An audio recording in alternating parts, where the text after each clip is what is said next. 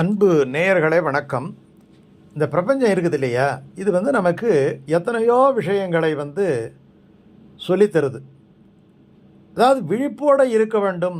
விவேகானந்தர் சொன்னார் இல்லையா, விழிப்போடு இருந்தால் வெற்றி பெறலாம்.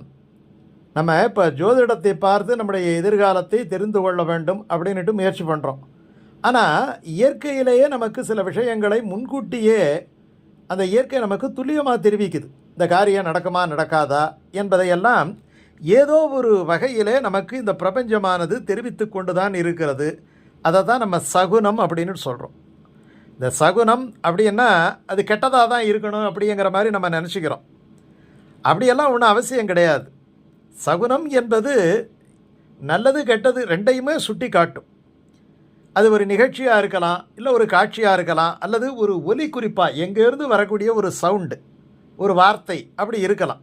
இப்போது பூஜை அறையில் பூஜை செய்ய தொடங்கும் போது இந்த பூஜை அறையிலே சுவாமியினுடைய படத்திலிருந்து ஒரு மலர் கீழே விழுது, அல்லது ஏதோ ஒரு ஆலயமணி ஓசை கேட்கிறது, எங்கேயோ ஒரு மணி சத்தம்.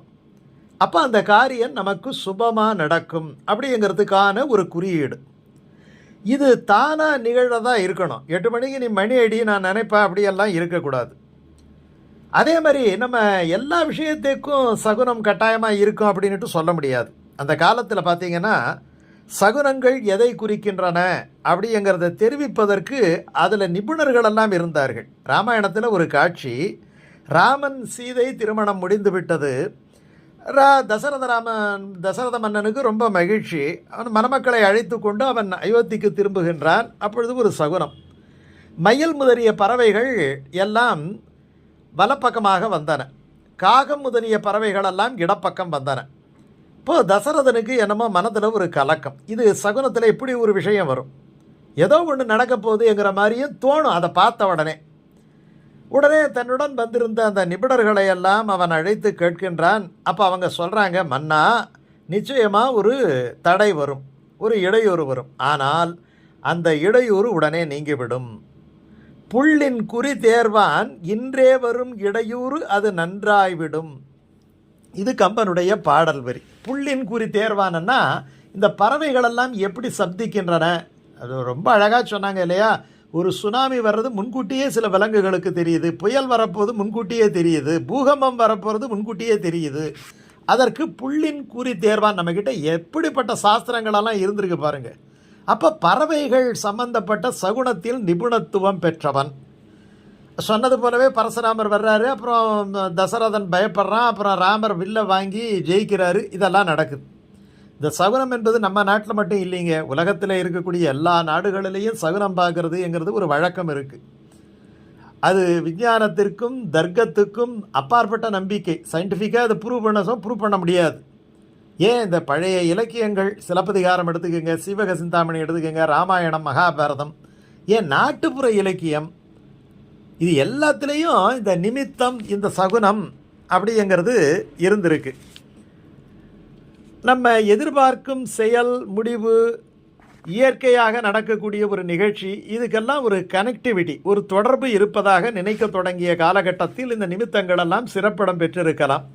இப்போ மகளிருக்கு கண், புருவம், நெற்றி இது இடப்பக்கமாக துடித்தால் நன்மை அப்படின்ட்டு இலக்கியம் சொல்லுது. இந்த சிலம்பில் இந்திர விழா ஊரெடுத்த காதை, அந்த விழா நாளன்று கண்ணகிக்கு இடக்கண்ணும் மாதவிக்கு வலக்கண்ணும் துடித்தது. உடனே கண்ணகிக்கு நன்மை, மாதவிக்கு தீமை. மாதவிக்கிட்டேருந்து கோவலன் பிரிஞ்சுட்டான், கண்ணகி கிட்ட வந்து சேர்ந்துட்டான்.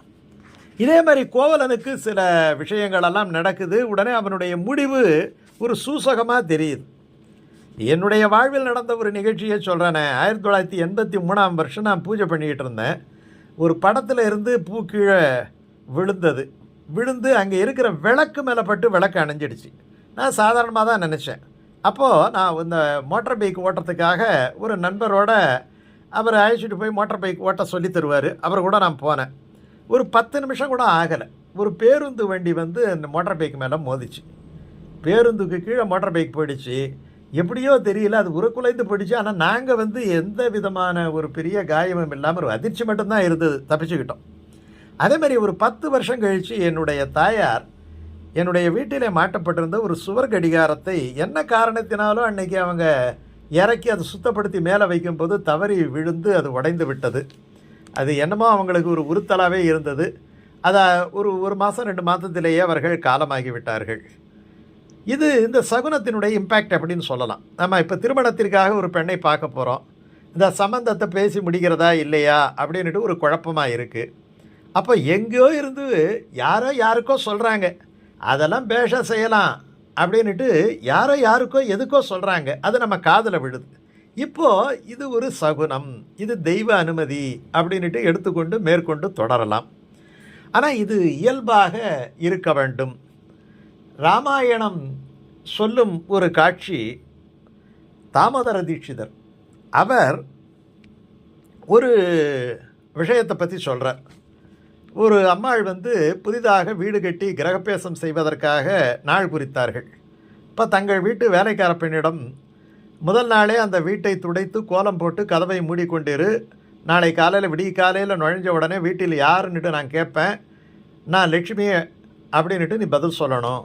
ஒரு நல்ல சகுனத்தை எதிர்பார்த்து வீட்டுக்குள்ளே போவதற்காக அந்த ஏற்பாடை அவங்க பண்ணிக்கிறாங்க. நான் அடுத்த நாள் அந்த அம்மா புது வீட்டுக்கு போய் வீட்டில் யார் அப்படின்ட்டு ஒரு குரல் எழுப்புகிறாங்க. உடனே உள்ளே இருந்த பெண் என்ன சொல்லணும், இவங்க ஏற்பாடு பிரகாரம் நான் லட்சுமி இருக்கிறேன் அப்படின்னு சொன்னால் மகாலட்சுமி உள்ளே இருக்கிறாங்க, நம்ம உள்ளே போகலான்னுட்டு அர்த்தம். ஆனால் உள்ளே இருந்து வந்த குரல் என்ன குரல் தெரியுமா? அம்மா, லட்சுமிக்கு உடம்பு சரியில்லை, அதனால் இந்த வேலையை என்னிடத்துல விட்டு சென்று விட்டாள் அப்படின்னவுடனே, இப்போ நம்ம ஏற்பாடு பிரகாரம் இது நடக்கலையே அப்படின்னவுடனே, அது சரி நீ யாருன்னு கேட்டவுடனே நான் லட்சுமிக்கு அக்கா அப்படின்ட்டு அந்த அம்மா உள்ளே இருந்து சொல்லிட்டாங்க. இப்போ என்ன அர்த்தம்? இப்போ நாம ஏற்படுத்தி கொண்ட சகுனத்தின் விளைவு இது. இப்போ சகுனம் என்பது எப்படி இருக்க வேண்டும் எப்படி சொன்னால், இயல்பாக இயற்கையையே சுட்டி காட்டுவதாக இருக்க வேண்டும். அதை புரிந்து கொண்டு செயல்பட்டால் நம்முடைய வாழ்வு ரொம்ப சிறப்பாக அமையும்.